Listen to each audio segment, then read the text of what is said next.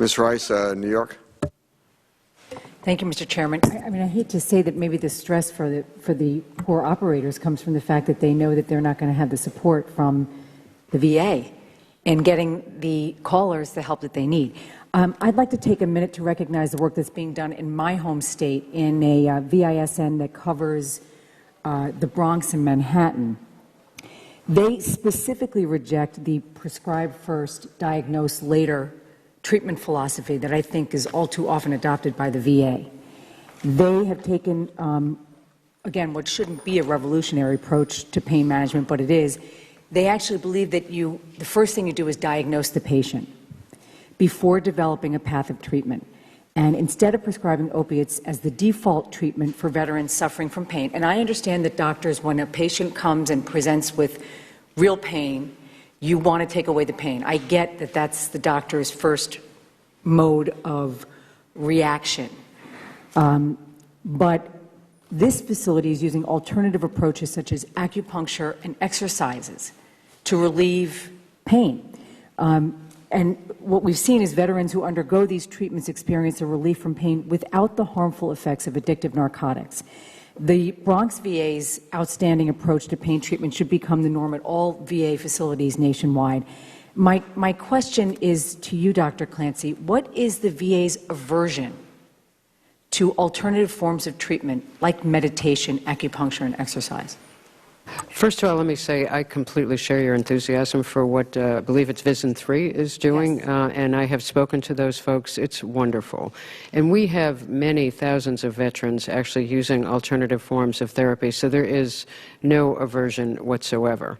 For veterans who are already getting opiates, like other Americans, and some of whom come to us from active duty on those same medications, the path forward is going to be different. It's not starting from day one. So I love what they're doing in New York, and I have spoken with many veterans and have actually begun to think about how we might use their stories to help those who are struggling to get off opioids and try alternatives. Many of the veterans who take opioids would like not to, but they'd like to kind of wake up and it would all be okay. The journey there is not so easy. So we actually have to... You have a system here that you know works, and I think it was one of my colleagues who told the story about Noah, and clearly he was just prescribed drugs. He was not given any follow-up, any alternative, any therapy, anything like that. The doctor who's in charge of VISN 3, Dr. Klingbeil, she stated, she made a statement that I thought was very accurate. She said that to be on opiates is to be trapped in a cycle of poor function and poor pain control. And that's what we need to get away from. And I'm just imploring you, it's not rocket science. They get it right there. Just export it throughout the rest of the country. One other thing that I wanted to talk about is a bill that I happen to be a proud co-sponsor of, that's put forth by our colleague Ron Kine from Wisconsin. It's H.R. 1628, the Veterans Pain Management Improvement Act, which would establish a pain management board within each VISN to better handle treatment plans for patients with complex clinical pain.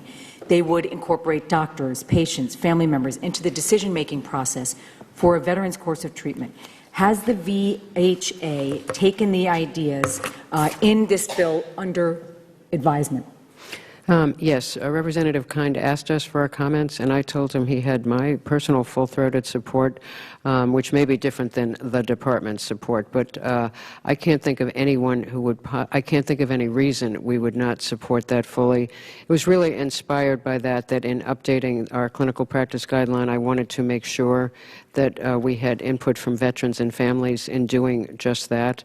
And I told him that. I think that's because as heartbreaking as some of the experiences of the veterans are the experiences of families who raised their hands and said, I'm worried about my son, daughter, spouse, whatever, and didn't feel heard. It's a family issue. It is not even just a service person issue. It is yes. an entire family issue. And I don't think that we want to be a nation that says to our brave men and women who fight for us and come back so damaged and so injured that we are going to do our best to keep you in a catatonic state for the rest of your life as a pain management therapy. That just cannot be where we come down on this. So I'm begging you to do everything that you can to look at what they're doing in VISN 3 and export it throughout the rest of the country. It is not rocket science. Thank you very much.